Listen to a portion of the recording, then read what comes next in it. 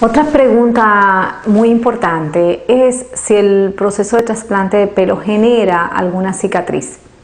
Las cicatrices son procesos muy individuales que, debido a la experiencia del médico que realiza esta, puede comunicarle al paciente la real verdad. No todos los pacientes cicatrizan de la misma manera. Ahora, la pregunta sería es que si la cicatriz es estéticamente invisible, lo cual es cierto. En nuestras manos las cicatrices son estéticamente invisibles si lo vemos desde el punto de vista estético. O sea, lo que me refiero es que no se observan cicatrices en el área trasplantada y tampoco en el área donde se extrae el área donante, donde se extrae el pelo que vamos a trasplantar. Ahora bien, no podemos engañarnos que inmediatamente el bisturí pasa en cualquier parte de la piel, genera una cicatriz que, observándola con mucho detenimiento y buscándola, probablemente hasta con lupa o a veces a simple vista, sí se puede evidenciar, pero no es una cicatriz que vamos a estar luciendo de manera tan fácil como una persona que camina en la calle y diga, mira, tiene una cicatriz obviamente en el cuero cabelludo, y eso nos avergonzaría.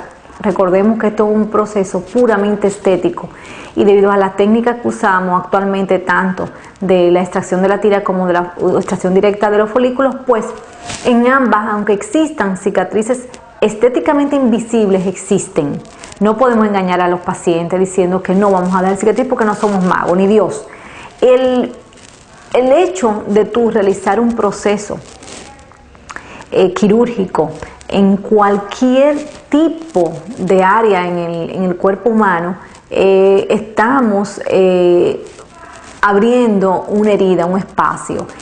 Cómo cicatrice esa persona tiene que ver mucho también con el aspecto final que vamos a obtener de ella meses después. Inmediatamente después de nuestro proceso, nuestros pacientes pueden ir a la barbería, inclusive recortarse el pelo y aparentar. Yo he tenido muchos pacientes que son personajes públicos de gran importancia, de gran interés, y han realizado apariciones públicas frente a multitudes, y se ha hecho prácticamente, inmediatamente después de realizar el procedimiento, prácticamente invisible el hecho de haberse realizado un trasplante de cabello.